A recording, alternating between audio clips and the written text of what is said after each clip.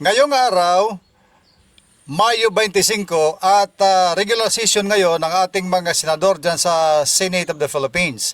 At kahapon nga ay ating na-post na ngayong araw ay magiging kaabang-abang ang mga pangyayari sa Senado dahil may umuugong na mga balibalita at na magkakaroon ng pagbabago lang liderato dyan sa Senado. Ang ibig sabihin nun ay mapapalitan yung ating Senate President ngayon na si Senador Peter Alan Cayetano. Yan ang umuugong na balita nitong nakaraang linggo na inaasahan mangyayari ngayong araw. Pero hanggang sa mga oras na ito na tayo ay na gumagawa ng balita ay walang nangyaring ganon. As a matter of fact, na interview pa nga saglit na interview ng mga taga-media si Senate President Alan Peter Cayetano at sinabi niya nga buo pa rin ang 13 sila na nasa majority. 13 pa rin ang sa 13. Ibig sabihin buo pa rin sila. 13 ang sa 13 at walang unsihan. Mga pabanat ba ng mga mga pabanat ba ng mga style, walang unsihan daw, iunsig nasa minority. So, ibig niya sabihin ay intact pa rin sila na 13 sa majority as of today. So, walang nangyari na pagpapalit ng liderato. At tuloy-tuloy ang kanilang regular session sa ngayon. Ang mga nangyayari ay may mga speech at ating muling sisilipin sa mga darating na mga oras. Siguro abutin pa yan ng gabi, pero lagi tayong nakatutok sa news center at ating inaalam ang mga kaganapan dyan sa Senado. Ano't ano man ay may babalita agad-agad namin yan sa inyo ang mga kaganapan. Maraming salamat nga pala sa mga sobra 1,000 bagong followers natin sa nagdaang isang araw lang at muling lumubo ang ating followers dito sa ating page. Maraming salamat sa inyo. Salamat na rin sa mga bashers. Yung mga bashers natin dyan na kung makatira ay wagas, pagkapagmura ay wagas. Okay lang naman magbabash kayo, pero wag naman yung personal na personal. Kung titira kayo ng mga batikos, yung may basis naman. Yung balita natin may mga basis yan eh.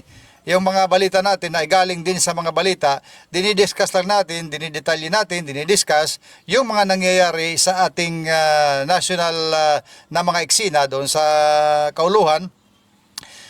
Dahil apektado tayo dito sa lokal, sa ating region. Kaya natin yan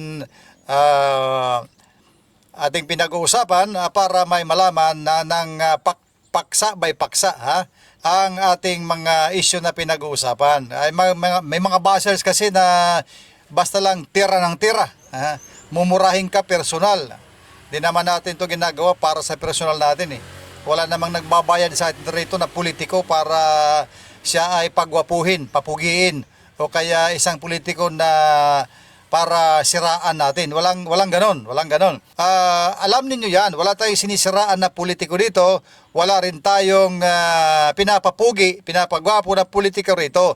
Ang ating ginagawa, pinipresenta natin yung mga nangyayari para maintindihan ninyo ng kanya-kanyang topic ba. Hindi yung isang ratsada, maraming topic. Isa-isa lang. Kumbaga sa pelikula, isa-isa lang. Topic per topic. Itong sinasabi natin ngayon, yung nangyayari dyan sa Senado ngayon. At sa mga bashers, ay ang karamihan pa sa mga bashers ay mga bogus account, mga fake account.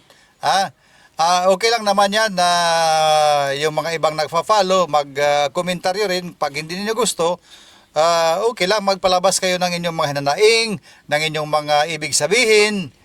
At kung talagang ayaw na ayaw mo ng balita, lalo't ayaw mong makikita itong mukha ko na nagbabalita, sinasabi ko sa'yo, lumayas ka na dyan sa Facebook page namin. Hindi ka naman pinipigilan para lumayas ka.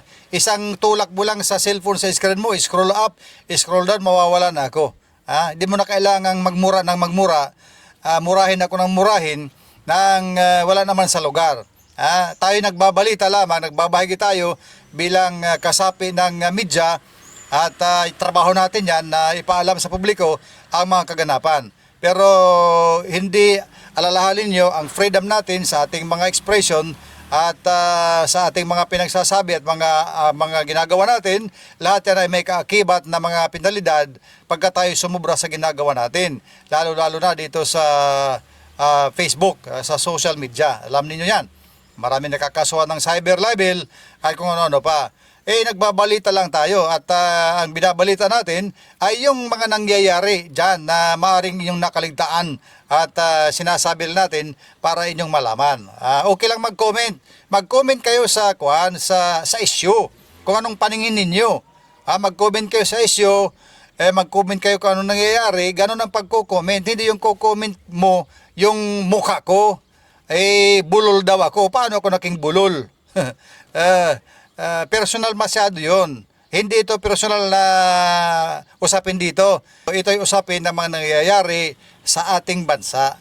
Kaya maging wise tayo. Pag ganyan na mga comment na personal ang tirada, ay napaghahalatang talagang mga bubo. Ang mga ganyan na klaseng pag-iisip. Walang kaisip-isip, basta makakomment lang, yan ang utak mga bubo. Pero pag ikay nag-comment ng anong pananaw mo sa isang issue, anong tingin mo sa nangyayari, ganun mag-comment. Dapat ihayag mo kung ano yung gusto mo. Hindi yung announcer mismo ang tinitira mo. Ay walang hiya naman yun na trabaho. Ano magagawa mo sa akin kung akong pagtitirahin mo? Mapapatigil mo ba ang aking pagre-report dito? Hindi naman. Mapapatigil mo ba yung issue sa national government? Yung issue sa mga Duterte, mapapatigil mo ba yan dahil tinitira mo ako? Kinukomentaryon mo ako, mapapatigil mo ba ang issue? Hindi. Di ba? Makakatulong ba yung komentaryo mo sa mga issue na nangyayari? Hindi. Bakit ako tinitira? Hindi man ako politiko, hindi ako opisyal ng gobyerno. Ako'y tagapagpresenta lamang ng mga nangyayari. Di ba? Kaya pagka nagko-komentaryo, gamit-gamit din ang isip. Isip-isip ba? Gamit din ang isip. At doon ka magkomentaryo sa mga nangyayari. Anong pananaw mo? Anong masasabi mo? Mga ganon. Hindi yung announcer ang tinitira mo. Wala ka nang magagawa sa akin . Kitirahin mo ako ng tirahin dito sa Facebook. Ngak ka ng ngak, ngal ka ng ngal, wala kang magawa sa akin. Hindi mo ako mapatigil dito sa trabaho ko. Okay? Maging wise sa pagkukomment. Ano lang tayo, dapat nga siguro magpasalamat ka pat may nalalaman ka mula sa akin . May nalalaman kang balita mula sa akin. Hayaan mo na kung ako'y tunog waray na nagtatagalog. Sinasabi ko naman yan . Waray-waray talaga ako. Kaya lang ako nagtatagalog para maintindihan ng buong Pilipinas, ng buong mga Pilipino sa buong mundo. Kasi yun ang ating national language. Kung magwawaray-waray ako, sino lang makakaintindi nun? Hindi mga waray-waray lang. Magrereklamo naman ngayon yung hindi mga waray-waray. Bakit daw ako nagsasalita? Hindi na maintindihan. So, tinatagalog ko para maintindihan. Hayaan mo na yan kung tunog waray. Talaga namang waray-waray ako. Lumaki akong waray-waray. Matigas man yung Tagalog ko. Talagang gano'n, waray-waray man ako. Kung sa inyo dyan, mga sinilang na Tagalog ang salita, hanggang sa tumanda Tagalog, talagang di lang Tagalog kayo. Malambing, malambot, gano'n. Ako, waray-waray ako . Kaya kasi sinasabi ko, Tagalog na tunog waray. Talaga namang aminado ko, waray-waray man talaga ako. Mula nung ako isilang sa mundong ito hanggang ngayon, na nag-aalisa na yung iba kong ngipin. Waray-waray talaga ako. Hindi ako nagpapanggap na Tagalog, sinasabi ko yan dahil proud waray-waray ako. Ginagamit ko lang yan Tagalog pag ako'y nakakaapak ng mga lugar gaya yan sa Maynila, pag napunta ko dyan, kaya lang na magwaray-waray kayo, mga Tagalog ang mga tao dyan. So dito sa broadcast natin, sinasabi ko nga Tagalog tayo, ang sinasabi para maintindihan ng mga hindi waray-waray. Okay? Sige. Salamat na rin doon sa mga nagko-comment ng positive. Salamat na rin sa mga nagko-comment ng neutral na comment. Pero meron dyan nakakahalo na ako ang tinitira. Ulitin ko sa iyo, Mr., Miss, misbugos na account. Wala kang magagawa sa akin. Kahit araw-araw mo kong tirahin sa Facebook, dyan sa comment, wala kang magagawa sa akin. Hindi magbabago ang issue sa Pilipinas sa katitira mo sa akin. Hindi ako ang kalaban ninyo. Ako'y tagapagbalita lamang. Hindi ako ang kalaban ninyo. At sinisiguro ko sa inyo, na ang binabalita ko dito, hindi gawa-gawa. Mga balita na nangyayari, nakikita ninyo, na atin lang pinag-uusapan at dinidetalye natin dito. At hindi lang basta ngak-ngak tayo dito, meron tayong ipipresenta na mga video clip, mga impormasyon na nanggaling na ibalita na ng ating mga national media. Ganun yun.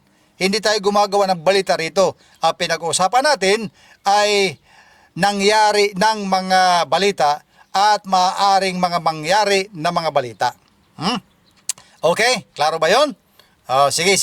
At ako ay maghanap naman ulit ng mga ibabalita sa inyo na para kayo ay merong malaman. Okay?